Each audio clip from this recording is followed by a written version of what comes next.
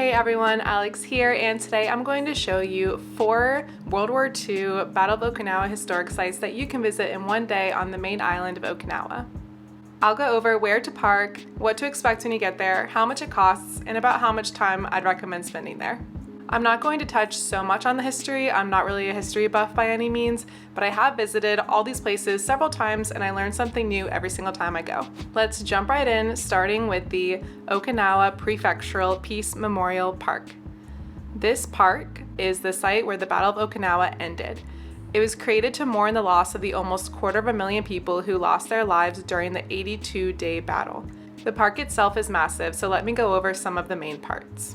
If you're driving there, there are several large parking lots and parking is free. There are also restrooms nearby and some little Okinawa souvenir shops. A good place to start is the entrance square, where you'll find the Park Information Center. To the west side of that, you'll notice on the map there's a lot of green space. There are a few memorials here, but it's mostly a picnic area, large playground, and multi-purpose recreational space. A large landmark you will definitely notice is the Peace Hall.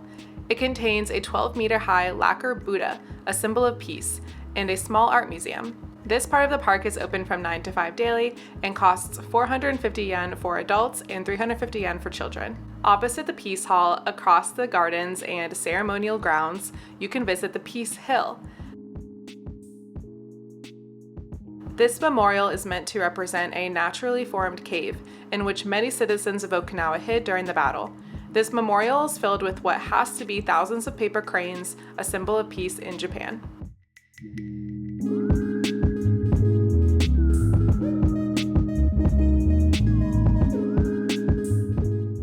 From there, I would walk through the Cornerstone of Peace. These black granite walls list the names of over 200,000 people who died during the Battle of Okinawa. This includes Okinawa civilians and the names of Japanese, British, Korean, American, and Taiwanese soldiers. The pathway leads you to the Flame of Peace. An article by Japan Travel says, this fire was created by combining fire from Zamami village on Aka Island, where American forces landed during the Battle of Okinawa, with the fire of Hiroshima's Peace Flame and Nagasaki's Flame of Commitment. From there, I would highly recommend a visit to the Peace Memorial Museum. It's open from 9 to 5 and costs 300 yen for adults and 100 yen for children, and I do believe the audio guides are free. They have a children's exhibition room which aims to nurture peace-loving generations for the future. The permanent exhibit is located on the 2nd floor and was recently updated and reopened in 2021. There are no pictures allowed inside, but here's an overview of the exhibits. Room 1 is titled Road to the Battle of Okinawa and teaches visitors about the Ryukyu Disposition. This is when, under the Meiji government, the Okinawan Ryukyu Kingdom was annexed as a prefecture of Japan. It discusses the national war effort by Japan and sets the stage for the Battle of Okinawa. Room 2 is titled The Typhoon of Steel, the Battle of Okinawa as seen by Okinawa residents. The video in this room is hard to watch, I think for everyone, but it's very well done and has English subtitles. Room 3 is called Battleground of Hell and continues to tell the story of the nearly 3 months long battle from the eyes of local residents. As Japanese troops withdrew to the southern part of the island, civilians fled from cave to cave and were often killed or coerced into committing mass suicide.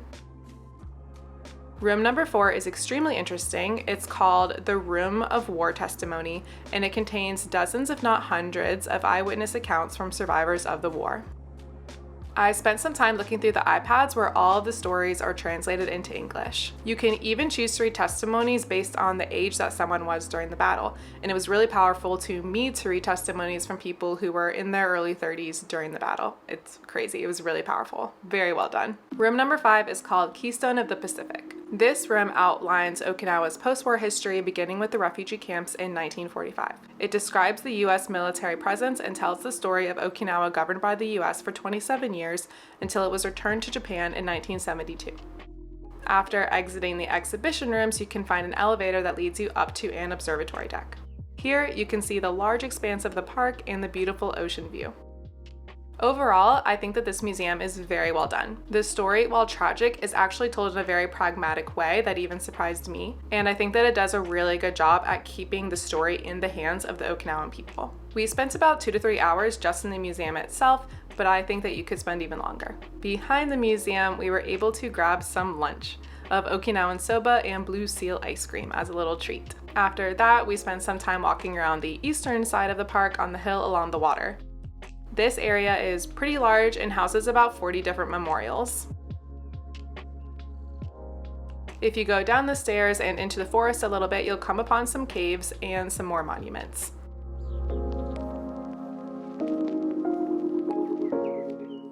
The stairs will eventually lead you to this beach, which is a very peaceful place to spend some time. There are a lot of stairs though, so one thing you can do is park your car in this slot here, and it's a lot closer to the beach. We've definitely done that before. This is easily the biggest historic site on my list, and I think that you could spend a half day here, including lunch. Let's move on to the next site though, the former Japanese Navy Underground Headquarters. This museum is open from 9 to 5, with the last entrance being at 4:30 p.m.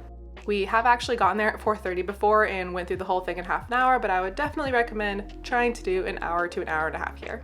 There is a decent sized parking lot at the entry to the museum, as well as bathrooms and lots of vending machines. When you enter the building, I have seen some temporary exhibits on that top floor, and when you go to the bottom floor, there's a small museum that tells the story of the underground headquarters, how it was built, who was there, and how it played an important role during the battle. There's very little information actually in the tunnels, so this museum is the place where you will learn the bulk of the information for this historic site. After you buy your ticket, you can continue at your own pace through the 450 meters of hand-dug tunnels.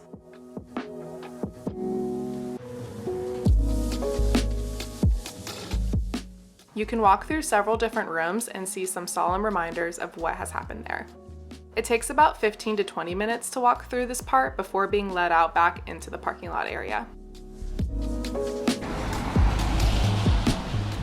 A little drive north of there is the Urasoe Castle Ruins, otherwise known as Hacksaw Ridge. On the way to the castle ruins, there's a small museum where you can park and spend some time learning about the historic location. It is 100 yen to enter, and I remember the staff being extremely nice and willing to give us pamphlets and point us to the information that they thought was the most interesting. The castle ruins are also home to several royal tombs, and while you can't go inside the real ones, this museum actually has an immersive replica built where you can get a gist for what's inside the tombs, which is pretty cool. You can choose to keep your car there and walk, or you can drive a little bit up the hill and park at the entrance. It's free to park and enter this area. There's a small cafe up there that only takes yen, but it's a really peaceful place to have a drink or a snack. There are also bathrooms nearby that are open when the cafe is open. The park itself has some information panels where you can read about the different sites. Most of the park is accessible, but you do have to go down some stairs in order to see the Royal Mausoleum. Back up in the main part of the park, you'll be able to enjoy a good view and find the placard for Hacksaw Ridge.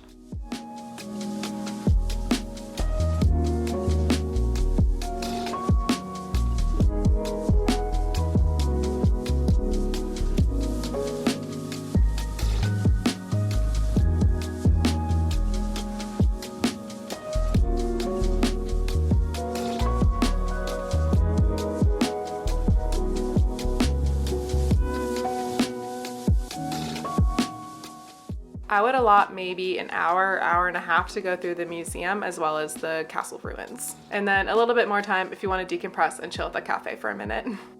The last location I want to talk about is maybe only a 10-minute drive from here, and it is called the Minatogawa Stateside town. This little neighborhood is actually now a small business district, and everything is built inside of military housing from the 1950s. There are several coin parking lots located at the street entrances, and visitors are invited to walk along the streets named after states to explore the different souvenir shops, cafes, and specialty stores. My favorite store in particular is called American Wave, and they have some amazing retro and vintage antiques.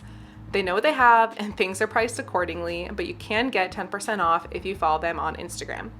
Last time I was there, I had my eye on some Art Deco lamps as well as a drawer full of these beaded purses. This one was priced at $100 and I couldn't do it yet.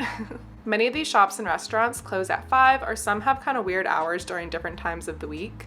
It's definitely better to visit during the day to be able to get the full experience. Depending on what you're doing, you could spend an hour just walking around, or several hours if you decide to make your own candle at Rainbow Soul Okinawa, or personalize your own perfume at the Flavor Design store. If you want to continue shopping for some good old Americana type things, I would invite you to check out my favorite thrift store on the whole island, only like 5 minutes drive from here. It's this specific Mango Suka. They're open till like midnight and they have a full parking deck you can park at. They have a really good home section with an area specifically geared towards like vintage American toys, memorabilia, and a lot of old Coca-Cola stuff. It's pretty cool. So there you have it. There are just a few of the historic World War II Battle of Okinawa sites that you can see on the main island. There are many, many other sites you can visit, as you can imagine, on this island, and I will leave a link that the Peace Museum provides in the description below. If you have base access, you can also participate in Battle of Okinawa tours hosted by like ITT or MCCS. But if you don't have base access, I can recommend some local tour guides to you. I know that Oki Wanderer on Facebook does historic tours. You can also visit toursbylocals.com, and I know that there is someone on there who hosts a war-related places tour for small groups. Thank you so much for watching, and let me know if there's a place or aspect of Okinawa that you would like me to cover next. Till then, bye.